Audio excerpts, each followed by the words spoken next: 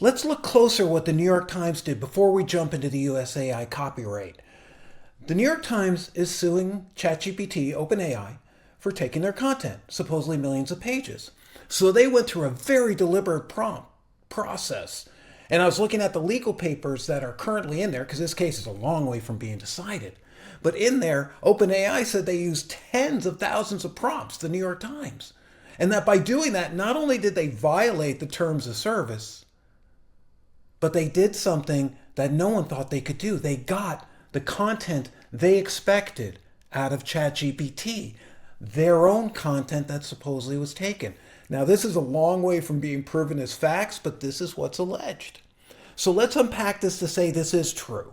So if they took this out of ChatGPT, putting in tens of thousands of prompts, who cares, but a lot of work, months of work, and the expression, this is what's key, what comes out has to be connected to what goes in. That's why they're so stuck on human authorship. Because this we can predict, but if a machine puts it out through a probability, is that really creative? Is that new? And it goes into the public domain so we can all see it. That's part of what it's supposed to do. See, if the New York Times really got their content out, that actually is the first time we've connected the specific action to the specific prompt. So every prompt would shape an output just like every Pollock throw of paint created the canvas.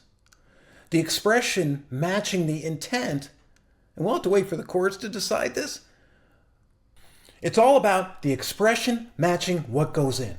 If the prompt puts it in and something comes out, it's never exactly there. But the New York Times showed maybe it is. And I'm using them as an example to show that creativity is happening in prompts. And the same creative work that gets copyright protection, a Jackson Pollock painting, maybe is a little like AI. It is random.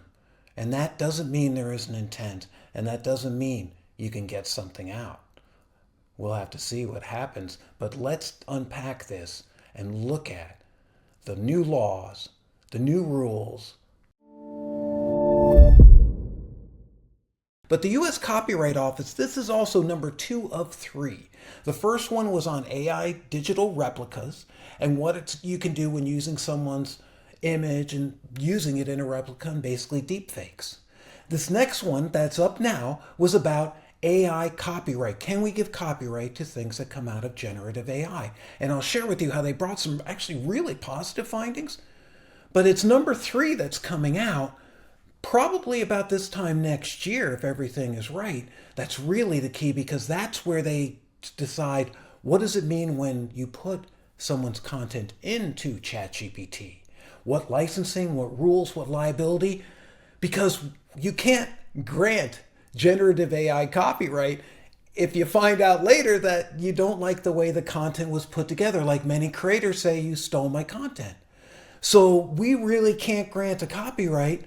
But the most important thing that the US Copyright Office did was pretty much stay the same with all the decisions I've talked with you, mentioned a number of different cases, stayed the course,